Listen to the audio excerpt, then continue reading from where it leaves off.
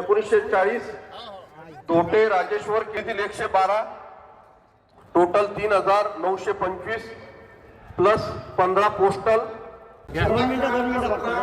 भारतीय जनता पार्टीचा नितीन भाऊ तुम आगे बढ़ो। बगीचा जे आपले हॉस्पिटल आहे जिथे चिकित्सा निधी आहे असे मला मागील निवडणुकीमध्ये काँग्रेसला थोडे कमी जागा मिळाल्या होत्या, मात्र या निवडणुकीमध्ये 21 जागा काँग्रेसला मिळाल्या। या संदर्भात काँग्रेसच्या जागा वाढल्या त्याबाबत आपण त्यांच्याकडून माहिती घेणार आहोत। आपल्यासोबत काँग्रेसचे आमदार साजिद खान पठाणजी आहेत। तर यावेळेस मोठ्या प्रमाणात जागा जिंकल्या, काय म्हणाल तुम्ही? जनता का प्रेम है। अकोला की शहर की जनता ने मुझे 1 साल पहले आमदार बनाया था। आज साथ में और भी 21 सीटों का गुलदस्ता मुझे दिया है और निश्चित ये 21 सीटें जो चुनकर आई, ये आगे 24 घंटे के अंदर कुछ नया परिवर्तन और भी हो सकता है। और जनता ने जिस बेबाकी से भारतीय जनता पार्टी को अलग किया है, हो सकता है कि वो हमेशा के लिए अलग हो जाए। सर, 2012 मध्ये तुम्ही काँग्रेस आणि मित्र पक्ष मिळून तुम्ही तुमचा महापौर बनवला होता 2012ला, तर आता पुन्हा महापौर बनवणार काय? बिल्कुल निश्चिंत ही हम लोग पूरी कोशिश में है और मुझे यकीन है कि मित्र आघाड़ी का और महाविकास आघाड़ी का महापौर बनेगा। मैं आज भी आशा रखता हूँ, मुझे यकीन है। सर, 2017च्या निवडणुकीमध्ये आपल्या 13 जागा जवळपास निवडून आल्या होत्या, तर काय म्हणाल तुम्ही? मैं वही तो बता रहा हूँ कि जनता बार बार जो जनता का विश्वास कांग्रेस के ऊपर बढ़ता जा रहा है, तो मैं बहुत खुश हूँ अकोला की जनता से कि मुझे आमदार बनाया। जहाँ पहले 12 सीट थी, अब 21 सीट चुनकर दी और उसके बाद में हमारे महाविकास आघाड़ी के भी लोग चुनकर आए। तो कहीं ना कहीं जनता इस बात के लिए जान गई है कि भारतीय जनता पार्टी एक भ्रष्टाचारी पार्टी है जो खुद का विकास चाहती है, शहर का नहीं चाहती। इसलिए अकोला की जनता ने उनको बाजू में किया है। अकोटमध्ये एमआयएम आणि भाजपची युती झाली होती, त्याचा फटका अकोल्याच्या महापालिकेत भाजपला बसला का, काय म्हणा? नहीं, मैं अभी समीकरण के चक्कर में नहीं हूँ किससे क्या हुआ। मैं तो अभी मेरे लोगों से मिल रहा हूँ, सब लोग मिल रहे जुल रहे हैं। शाम तक मैं पता निकालूंगा कि किन किन कारणों से हमारी हार हुई और भाजपा को क्या कारण थे जो भाजपा हारी। भाजपा का सबसे बड़ा कारण था कि जो महानगर पालिका में उन्होंने जो भ्रष्टाचार किया, अकोले की जनता ने खुलेआम देखा। जो टैक्स अकोला की जनता पे गब्बर सिंह टैक्स लगाया था, वो टैक्स के माध्यम से लोगों ने उनको करारा जवाब दिया।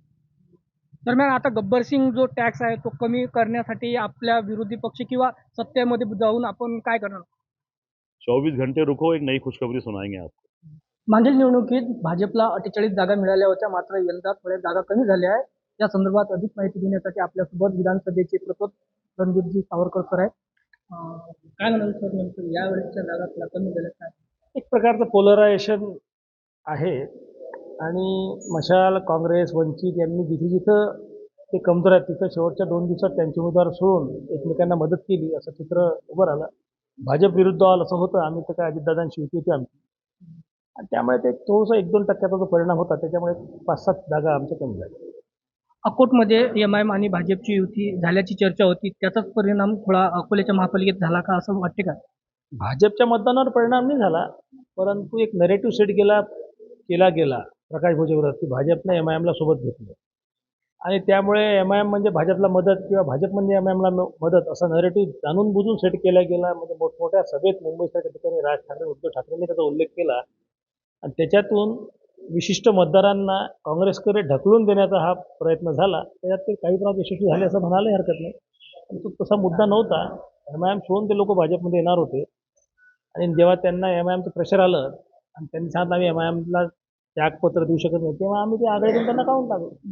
दरम्यान भाजपचे काही बंडखोर उमेदवार होते, त्यांच्यामुळे काही फटका बसला असं वाटतं? भाजपचे बंडखोर फार ठिकाणी नव्हते। भाजपचे बंडखोर 4-5 ठिकाणी होते, त्यातले जवळपास म्हणजे त्यांचं नामोनिशाणी नाही राहिलं। 1-2 ठिकाणी ते निवडून आलेले आहेत, त्याचा परिणाम नाही झाला। हे पोलरायझेशन ऑफ अपोजिट वोट्स आणि 3 पार्ट्या ज्या होत्या, मशाल, काँग्रेस आणि वंचित, यांची एक प्रकारची छुपी युती घेतली। आता काँग्रेसचे आमदार साजिद खान पठाण यांनी म्हटलं नवीन खुशखबर अकोलकरांना देणार आहोत, नेमकं काय? चुटकुले सांगावं लागतात।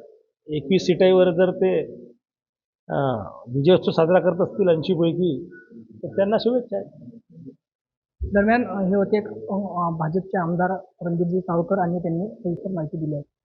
कॅमेरा पर्सन चौरदत्त चौटीचा योगी सिरसाट, NDTV मराठी, अकोला।